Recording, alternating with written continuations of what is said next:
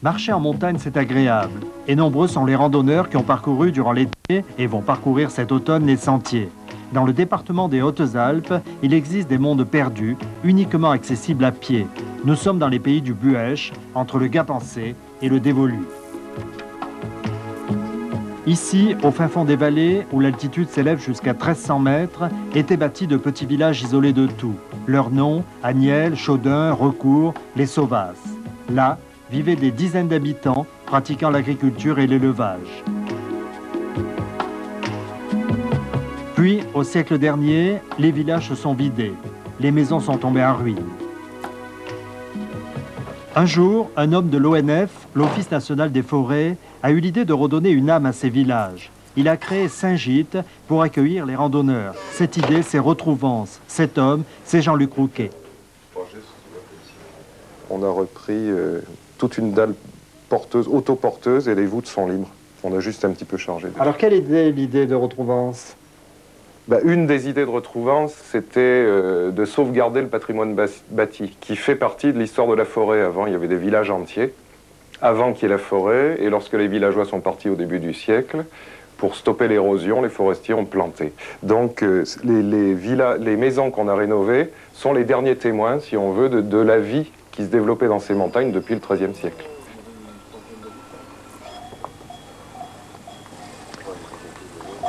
Ouais, donc tous ces villages ont une histoire. Ici à Chaudun par exemple, la communauté villageoise s'est installée au XIIIe siècle.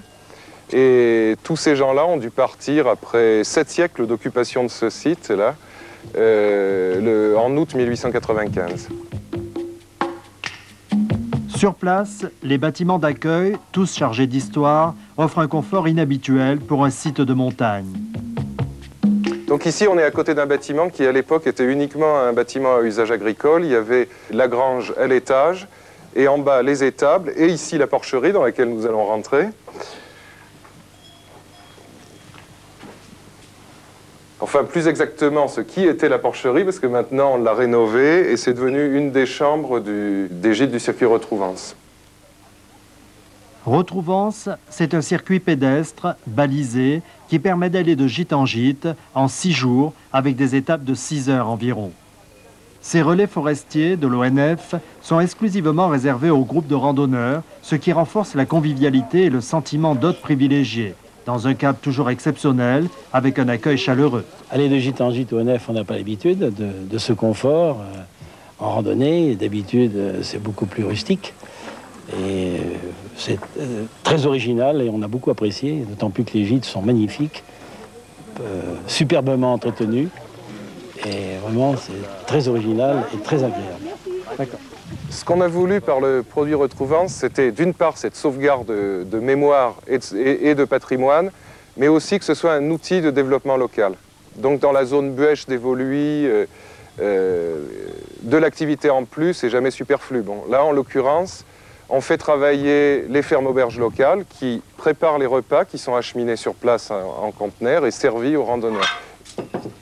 C'est la ferme auberge d'Olivier et Cathy Amblard, du Chevalet à Aspres-sur-Buëch, qui prépare les menus des randonneurs.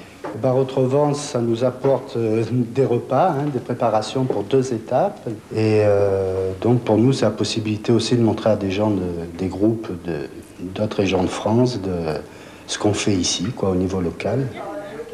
Ce soir à nouveau, la cheminée d'une maison du village abandonné de Chaudun va fumer. Et le site résonnera de l'ambiance d'une veillée d'autrefois.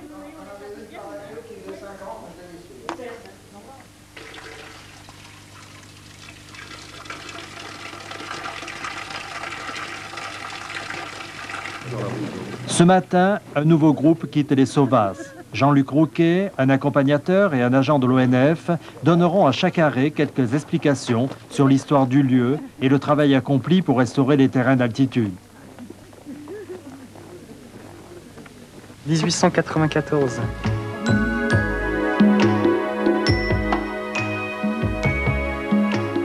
Puis, la longue marche des randonneurs privilégiés reprend dans des paysages grandioses, sur les mêmes chemins que quelques siècles plus tôt, d'autres hommes parcouraient pour survivre, simplement survivre.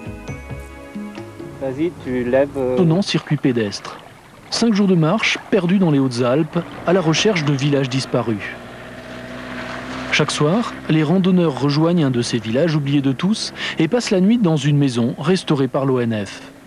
C'était logique de rénover ces maisons pour en faire de l'accueil. C'était le moyen de les garder debout pour que restent en fait les derniers témoins de ces villages.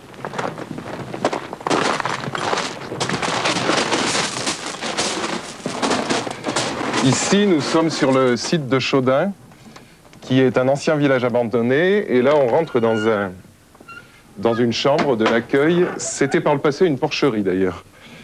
Les randonneurs arrivent ici sur site et passent l'étape le soir. On leur amène les repas, ils retrouvent leur sac et ils sont avec un accompagnateur qui peut leur raconter l'histoire du village. Parce qu'ici, il y avait un village entier qui a compté jusqu'à 180 habitants. Et de l'autre côté de la rivière, là, il y a encore des ruines de l'église.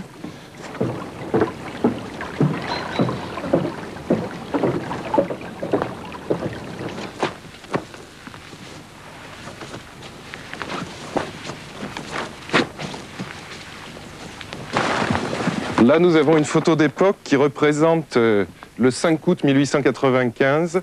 Le maire, le préfet, le représentant de l'administration des eaux et forêts et peut-être quelques habitants en train de signer l'acte de vente de la commune.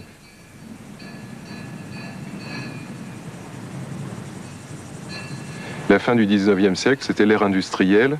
Et ces gens-là qui vivaient jusqu'à ce moment-là en autarcie, qui vivaient d'ailleurs de peu, mais qui se suffisaient à eux-mêmes, sont rentrés dans un marché d'échange, c'est-à-dire qu'ils allaient vendre, acheter, et ils n'ont pas pu négocier ce virage, qui était vraiment très en épingle.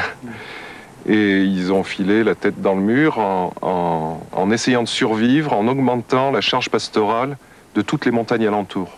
Et en l'espace de quelques décennies, tous les pâturages sont devenus érosifs, c'est-à-dire que le tapis herbacé a disparu, les montagnes se sont érodées, ne pouvaient plus nourrir ces moutons et provoquaient des crues torrentielles de type Vaison-la-Romaine dans les vallées tous les 2 ou 3 ans. L'État, à ce moment-là, a décidé de créer les périmètres de restauration des terrains en montagne. Et c'est de là qu'est née l'actuelle histoire de ces villages qui sont devenus disparus.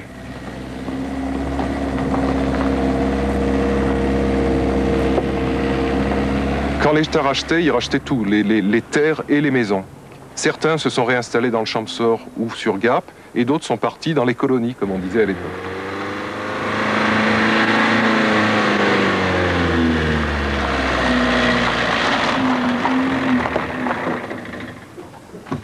Ce matin, Jean-Luc rejoint un groupe qui vient de passer la nuit dans ce qui fut le village de Sauvas. Chaque randonnée est ainsi accompagnée par un technicien forestier. On y parle des paysages et de la faune traversée, mais aussi du rôle de l'ONF dans le reboisement de ces montagnes. Eh oui, tout à la cuisine. Salut Benoît. Bonjour, bonjour. Tu leur as fait du pain de perdu ce matin? Je leur ai fait du pain grillé. Ça va? Ouais. Bonjour. Benoît, c'est l'aubergiste itinérant. Il suit le groupe depuis le jour 1 jusqu'au dernier jour. Ça fait que le matin, il est en train de leur faire au déjeuner. C'est lui qui achemine les repas depuis les fermes auberges, c'est lui qui transporte les sacs, puis c'est lui qui anime le groupe. Il est à la fois aubergiste et animateur.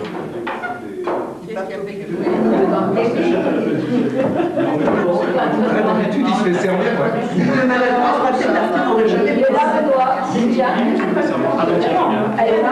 Vous êtes dans un environnement boisé, donc il y a une forêt qui est devant, mais il y a 100 ans, ce versant qu'on voit là en face de nous, c'était ça. Le village des Sauvas, par là, d'ici, d'où on a pris la photo. Alors là, on voit très bien aussi le pourquoi des reboisements et le pourquoi du départ des gens. Là, on voit bien toutes les stries d'érosion, et elles étaient assez récentes à l'époque. C'est-à-dire que tout ça a commencé vers les années 1850, et en l'espace de 5 décennies, paf, ça a été la catastrophe comme ça, parce que c'était surpâturé.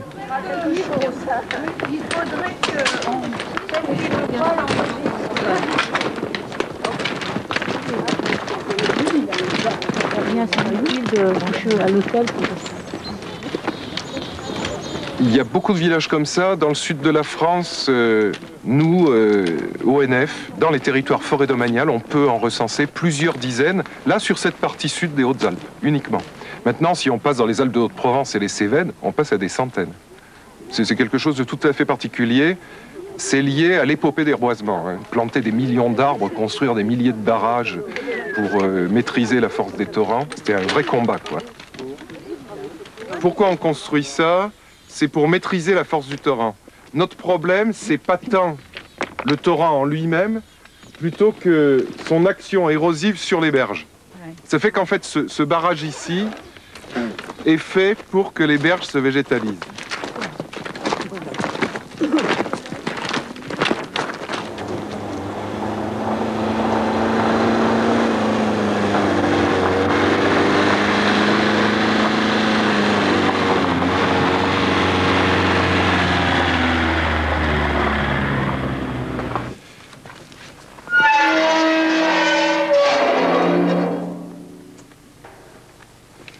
Ici, on est dans le cimetière du village d'Aniel, qui maintenant fait partie du patrimoine de l'ONF.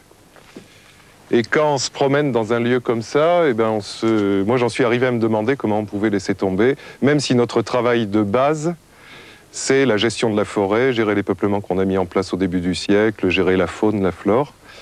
On ne pouvait pas laisser tomber l'histoire.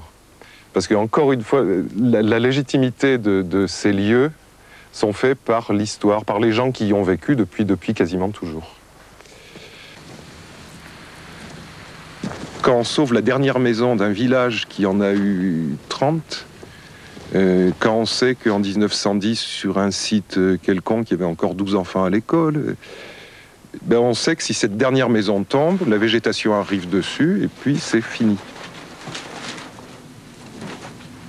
Après qu'on ait fait les travaux de restauration et quand les premiers occupants des gîtes sont arrivés, c'est vrai que quand on a vu les cheminées fumer, ça nous a fait quelque chose.